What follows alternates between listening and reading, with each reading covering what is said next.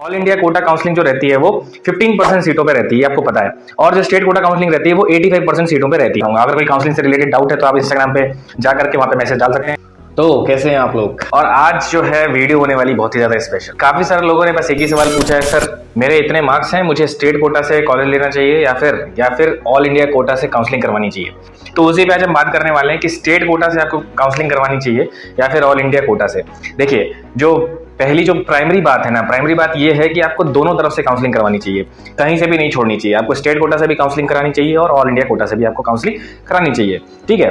अब बात यहाँ पे ये आती है कि जिन लोगों के मार्क्स 533, 530, 545 है ना, इस तरीके के जिन लोगों के मार्क्स हैं, वो लोगों का ये डाउट सबसे ज्यादा रहता है कि हमें ऑल इंडिया कोटा से जल्दी कॉलेज मिल सकता है या फिर हमें स्टेट कोटा से जल्दी कॉलेज मिल सकता है। इस बारे में ही वीडियो होने वाली है। अब इस बारे में आप बात करेंगे, उससे पहले अगर चैनल को सब्सक्राइब नहीं किया तो कर लीजिएगा। बाकी स्टार्ट करते हैं। बात कुछ इस तरीके की है, मान लीजिए पहले हम लोग नंबर लेते हैं। अब हम लोग पिछले साल का कट ऑफ उठाते हैं।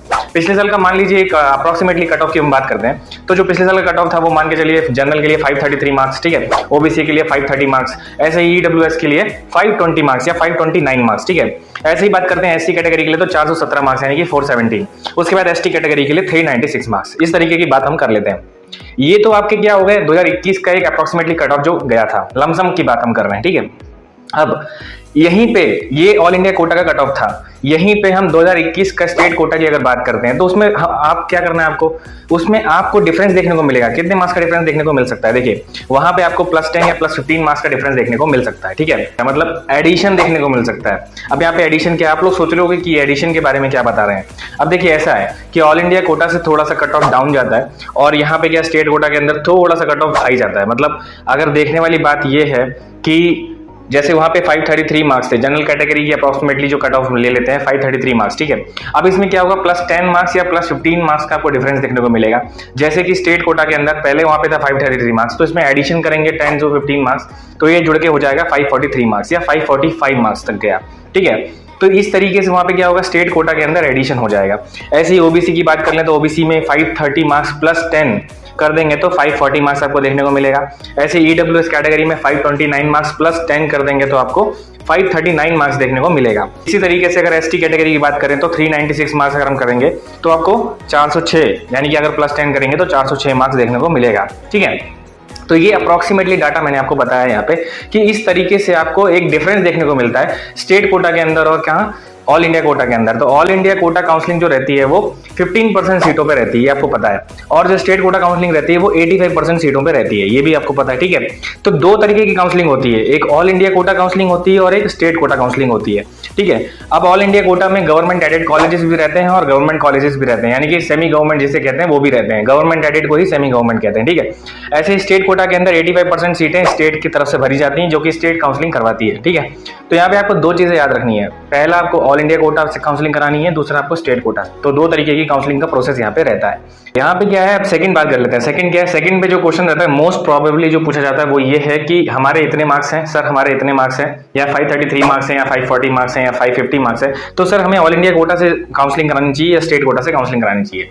अब इसका आंसर मैं देता हूँ आपको। देखिए, समझने की कोशिश करिएगा यहाँ पे कि जो स्टेट कोटा है और जो ऑल इंडिया कोटा है। अब मान लीजिए आपके 533 मार्क्स है और आपके स्टेट कोटा में आपको काउंसलिंग करानी है और ऑल इंडिया में भी करानी है।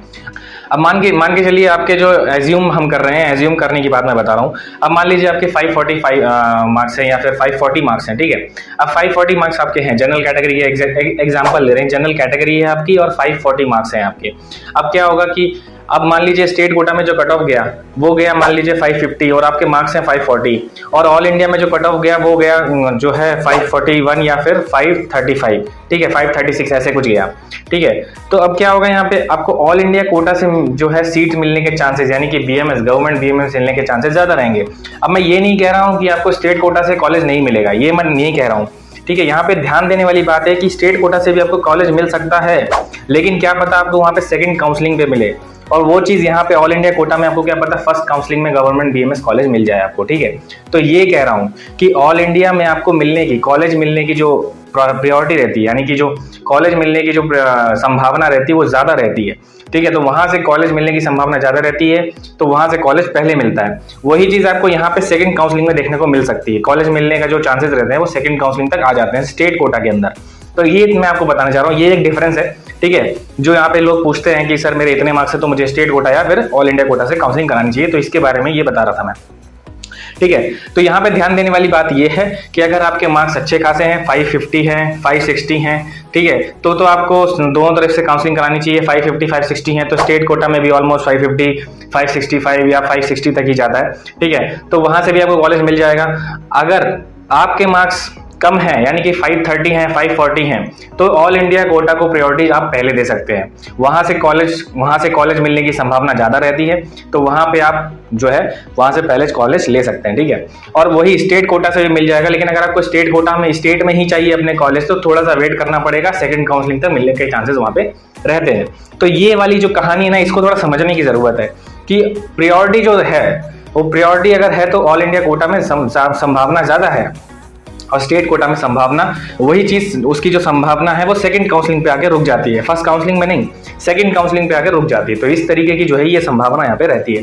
काफी सारे क्वेश्चन है कमेंट सेक्शन में, वो भी मैं वीडियो लेके आने वाला हूँ कि काफी सारे सवाल जो है उसके आंसर करने वाला हूँ। अगर आपका कोई क्वेश्चन है तो आप कमेंट सेक्शन में लिख दीजिएगा, ठीक है।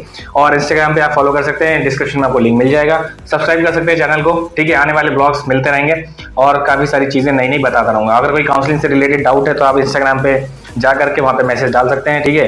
रिप्लाई आपको जरूर देने की कोशिश करूंगा, ठीक है। तो चलिए आज के लिए बस इतना ही, वीडियो यहीं पे थी। तो उम्मीद है आप लोग समझ गए होंगे। काउंसलिंग का पूरा प्रोसेस जो है उसके लिए अलग से एक वीडियो मैं जल्दी लेके आने वाला हूं, ठीक है। चलिए आज के लिए बस इतना ही, और ख्याल रखिए और आगे बढ़ते रहिए, और नीट का रिजल्ट जो है जल्दी ही आ जाएगा, ठीक है।